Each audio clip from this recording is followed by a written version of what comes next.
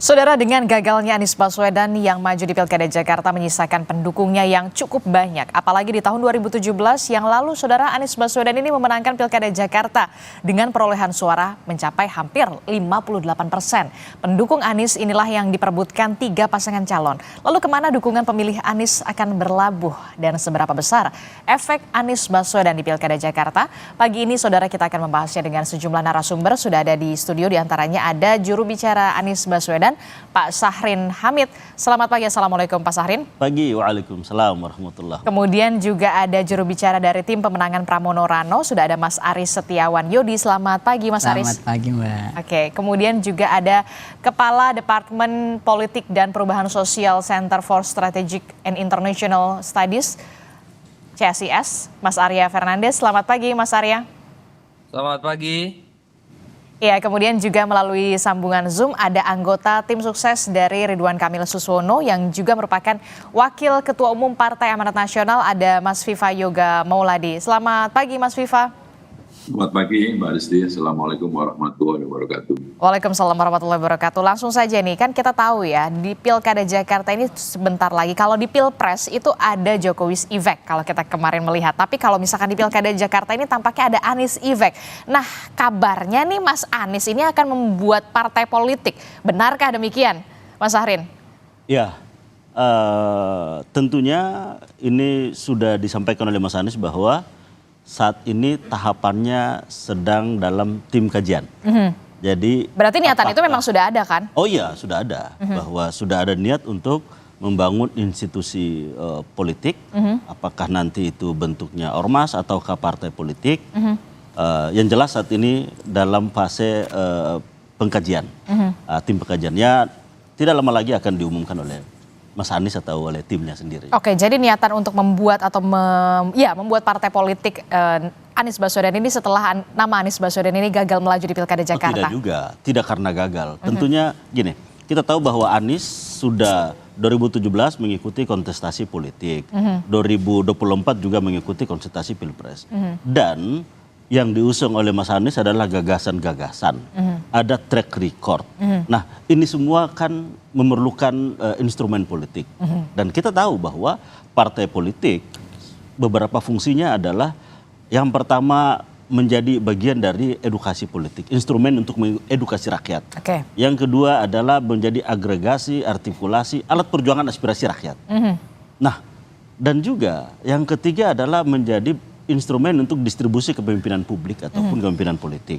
Nah, ini semua kan terinstitusionalisasi dalam partai politik. Apalagi sistem politik Indonesia sebelum dipilih oleh rakyat atau oleh warga, ada saringan threshold yang harus dilewati, yaitu partai politik. Nah, sehingga partai politik ini memang penting. Oleh karenanya bagi Mas Anies ini patut dipertimbangkan. Apakah nantinya ini menjadi institusi partai politik sebagai instrumen untuk memperjuangkan gagasan-gagasan politik Anies, ataukah misalnya cukup dengan ormas untuk menghimpun kesamaan pikir, kesamaan cita-cita perjuangan. Nah, saat ini tahapannya masih dalam tahap kajian. Jadi masih membahas antara mau membuat partai politik ataukah mau membuat ormas begitu ya. Tapi kalau banyak yang mengatakan ini sudah saatnya seorang Anies Baswedan kalau tidak mau kemudian bisa dikatakan mengikuti partai politik yang sudah ada begitu ya. Sudah saatnya untuk membuat partai politik karena masanya banyak banget. Itu artinya nama Anies Baswedan tidak akan mengendorse salah satu pasangan calon yang berlaga di Pilkada Jakarta? Ya, memang dari sisi nama, ya kita tahu bahwa kita harus akui nama Anies ya saat ini memang sudah memiliki elektoral yang sudah teruji. Dan kita tahu juga bahwa tokoh-tokoh besar bangsa ini juga selalu membangun instrumen politik melalui partai politik. Ada Amin Rais dulu membangun MARA, kemudian Partai Amanat Nasional, SBY kemudian menjadi Partai Demokrat, begitu pula Pak Surya Paloh, Nasdem Ormas kemudian menjadi Nasdem sebagai partai politik. Nah, tentunya ini adalah bagian dari instrumen alat perjuangan politik di bidang politik. Nah, terkait dengan Pilkada DKI, ya kita tahu bahwa Anies juga sudah memiliki elektoral fix yang sudah diuji pada Pilkada 2017 maupun pada Pilpres 2024. Dan kalau kita lihat survei-survei bahwa preferensi warga atau aspirasi warga yang tergambar melalui survei-survei politik memang mayoritas. Jadi pertanyaan Nomor saya satu, sampai gitu kan. saat ini Mas Anies belum ada niatan untuk mengendorse salah satu 3 paslon begitu? Nah, tentunya Mas Anies saat ini kan sudah menjadi sosok yang dijadikan referensi oleh warga. Kenapa? Pertama adalah sudah melewati atau memiliki rekam jejak masa tugas pada saat 2017-2022. Yang kedua, apa yang dijanjikan itu tertunaikan. Sehingga yang terbentuk adalah trust terhadap Mas Anies. Nah, trust inilah terpersonifikasi kepada Mas Anies. Nah, oleh karenanya masyarakat tentunya para pemilih Anies secara khusus pasti menunggu memang kemana kira-kira arah Mas Anies. Nah, dan sampai saat ini memang betul tidak ada ataupun belum ada. Tidak ada atau belum ada? Belum. Bukan tidak ada ya, belum. Kan tahapannya kan juga masih masa, kan penetapan caleg juga belum, penetapan calon. Penetapan calon kan kurang lebih nanti 22 September. Ya. Terus setelah itu 25 baru masuk masa kampanye. Jadi ya masih lama barang ini kan.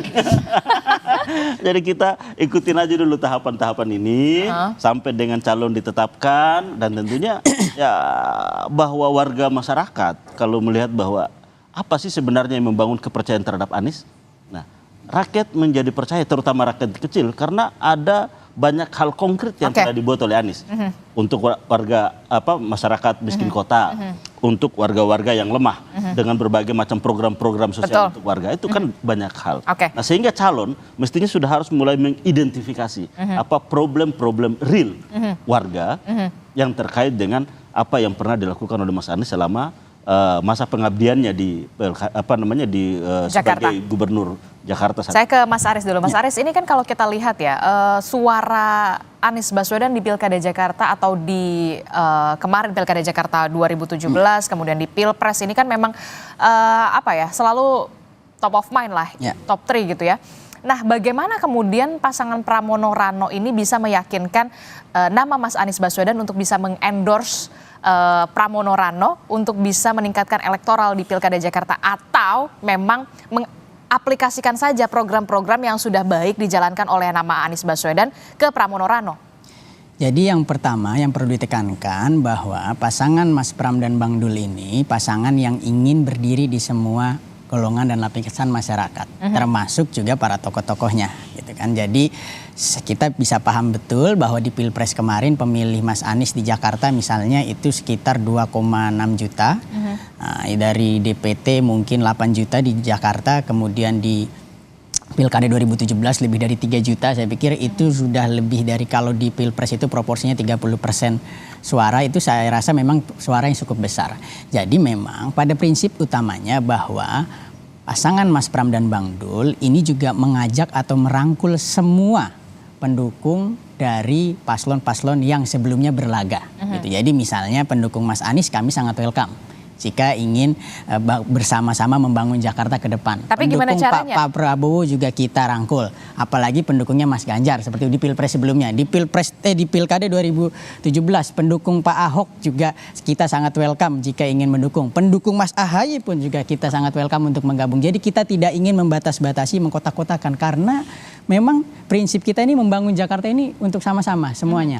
Bagaimana cara merangkul? Misalnya dalam konteks pendukung Mas Anies misalnya, jelas program-program Mas Anies yang baik, mulai dari Jaklingko misalnya, kemudian pembangunan JIS misalnya, juga bagaimana transportasi umum di Jakarta sudah terintegrasi, itu akan diteruskan dan lebih dimantapkan seperti itu. Dan jangan lupa satu-satunya calon, saya bukan menyatakan bahwa ini bukan kebetulan, memang waktu itu sempat bertemu di CFD, itu satu-satunya calon yang sudah bertemu Mas Anies yaitu Mas Pram dan Bang Dul.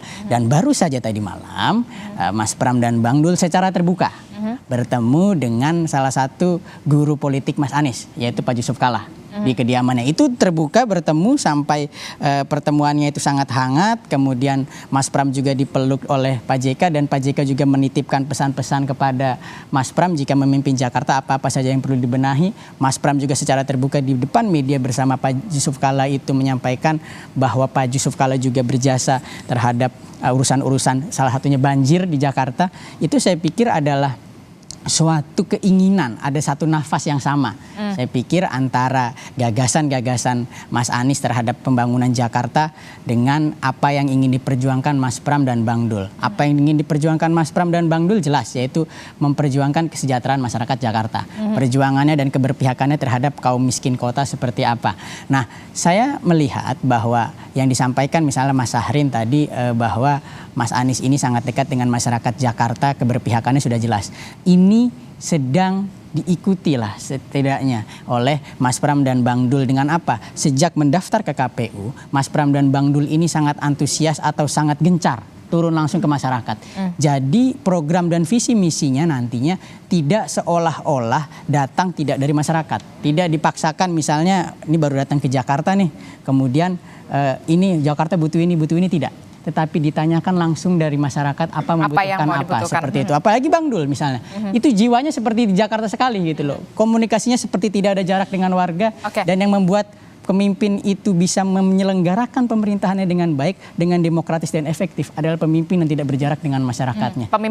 Dan Bang Dul saya rasa sangat Betawi asli ya, sudah 20 tahun beliau ibaratnya mengetahui dan memerankan gitu loh. Hal-hal sebagai masyarakat Betawi, apa sih kebutuhannya seperti itu. Pemimpin yang baik adalah pemimpin yang memang dekat dengan rakyatnya. Begitu. Salah satunya tadi Anda mengatakan Mas Pram dan juga Bang Dul ini sudah bertemu dengan Pak JK semalam. Begitu ya. Nah, pertanyaan saya selanjutnya, kalau kemarin kan sudah ketemunya di CFD katanya nggak sengaja. Nah, kapan jadinya pertemuan agenda yang memang diatur antara Mas Pram dan juga Bang Dul ini untuk bertemu dengan sosok Anies Baswedan yang kita tahu merupakan gubernur Jakarta yang juga popularitasnya tinggi sekali kalau memang mau mengikuti program-program yang sudah ada di Jakarta.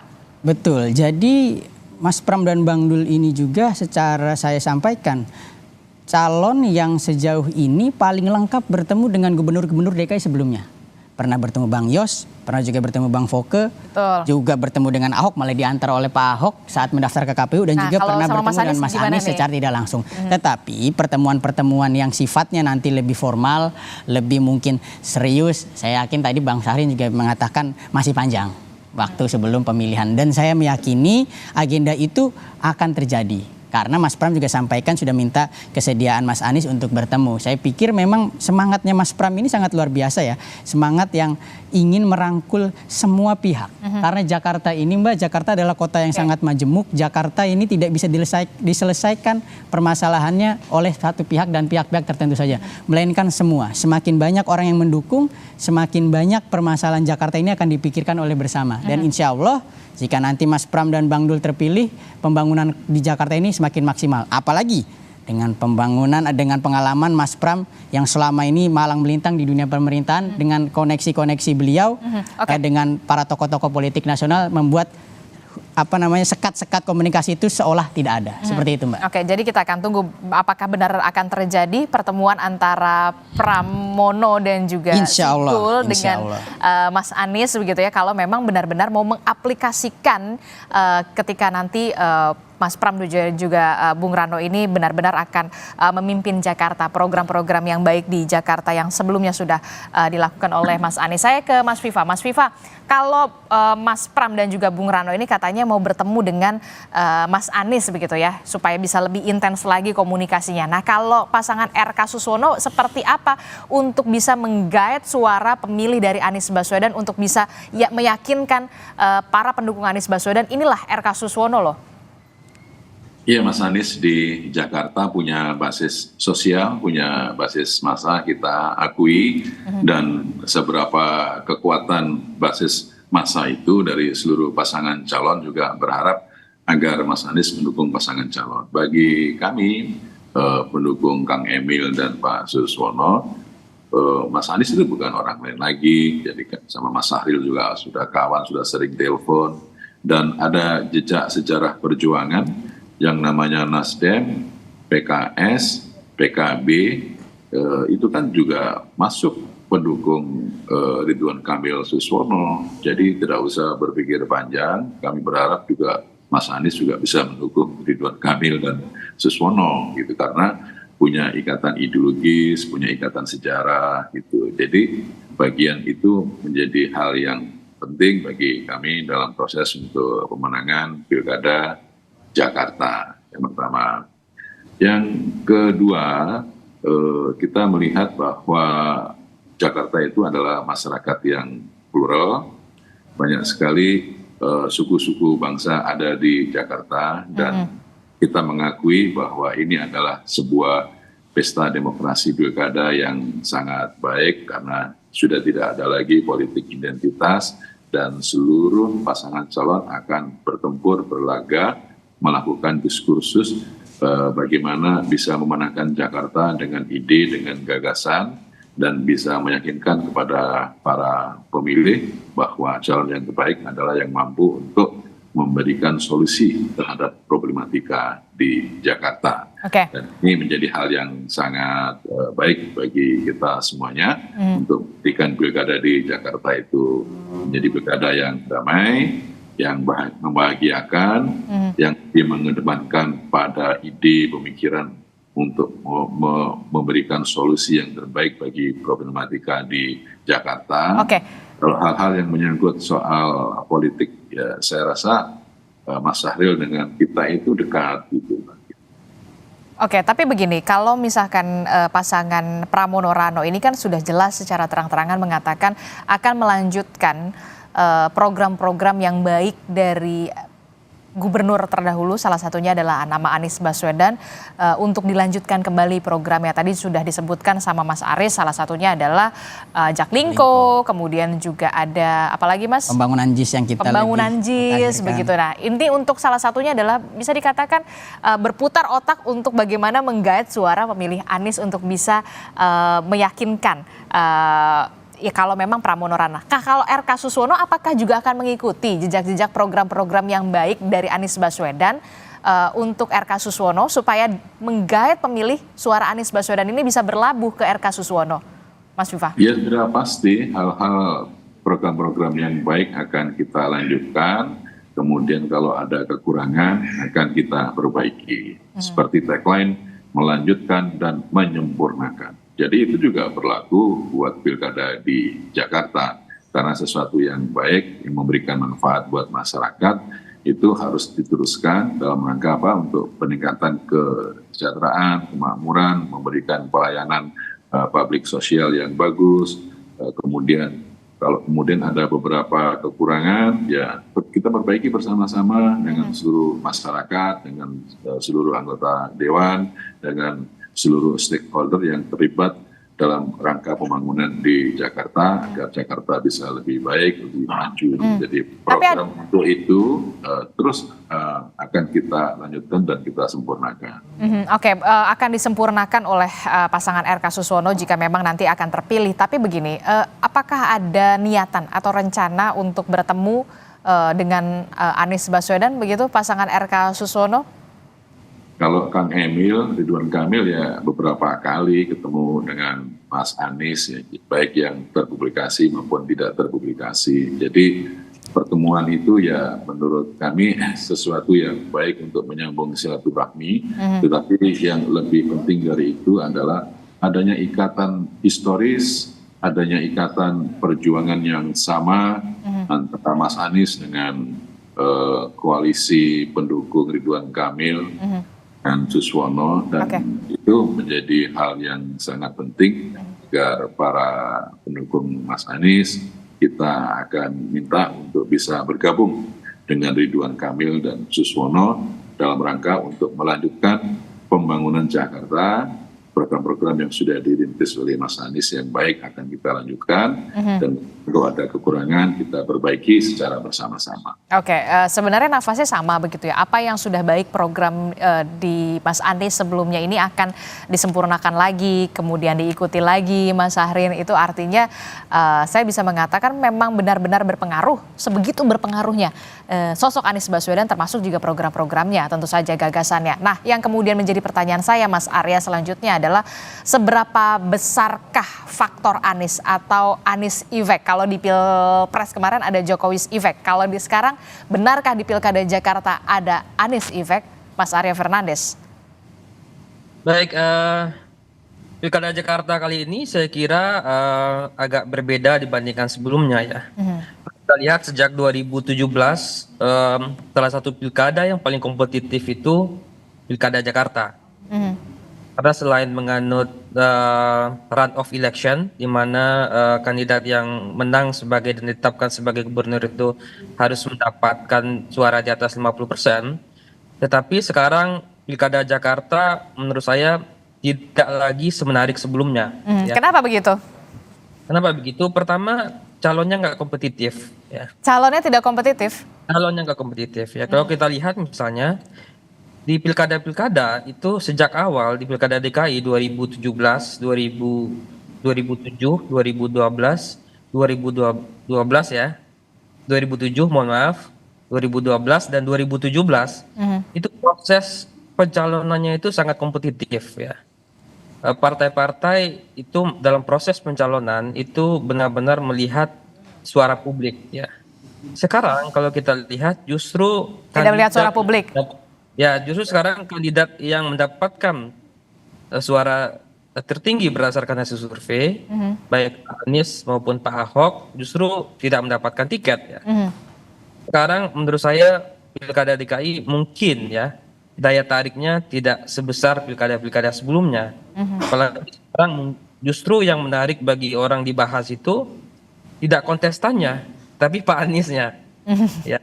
Orang tidak bahas Pak RK, orang tidak bahas Pak Pram, tapi orang justru bahas seberapa besar faktor Anies Baswedan di Pilkada ke Jakarta. Nah, saya kira ini catatan ke depannya, karena mungkin dalam kondisi seperti ini, efeknya mungkin pertama mungkin partisipasi akan turun. Orang akan partisipasi mungkin akan turun dibandingkan pilkada-pilkada sebelumnya, ya. Nah, tentu tidak mudah ya bagi pendukung Anies Baswedan yang jumlahnya besar, ya. 2017 Pak Anies di putaran pertama dapat 39%. Di putaran kedua dapat 57%. Di Pilpres mendapatkan 41%. Jadi kalau kita ambil rata-ratanya, basis pemilih Pak Anies itu di angka 45%. Nah, artinya tentu ini basis yang besar. Dan salah satu kontributor yang akan mempengaruhi siapa yang akan menang pilkada mendatang, tentu saya kira adalah Pak Anies Baswedan menurut saya. Ya. Yang kedua, yang ingin saya katakan juga, PDI Perjuangan saya kira juga punya tantangan besar untuk di Pilkada DKI. Kita melihat misalnya di Pileg DPRD Provinsi, PDI Perjuangan kehilangan banyak kursi, ya, dari 25 kursi turun sekarang hilang 10, sekarang hanya sekitar 15 kursi.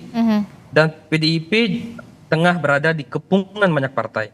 Di Jakarta dikepung Kim Plus, di Jawa Tengah dikepung Kim Plus, di Medan juga di Sumatera Utara juga dikepung Kim Plus. Di wilayah strategis memang dikepung oleh Kim Plus. Tapi kemudian yang menjadi pertanyaan saya adalah begini, seberapa besarkah kemudian faktor Anies ini akan mempengaruhi pilkada? Karena kan sebelumnya kita tahu ada dugaan gerakan anak abah dalam tanda kutip untuk mencoblos 3 pasangan calon. Lalu kemana sebenarnya suara dari pendukung Anies Baswedan ini akan melabuhkan pilihan mereka? Ke Pramono Ranokah, ke RK Suswonokah, atau Dharma Pungrekon? Ataukah memang kemudian benar ada gerakan 3 coblos atau 3 coblos 3 paslon? Inilah yang kemudian menjadi pertanyaan saya. Tapi jangan dijawab dulu Mas Arya, tetaplah bersama kami di Sapa Indonesia Pagi. Usai jeda kita kembali.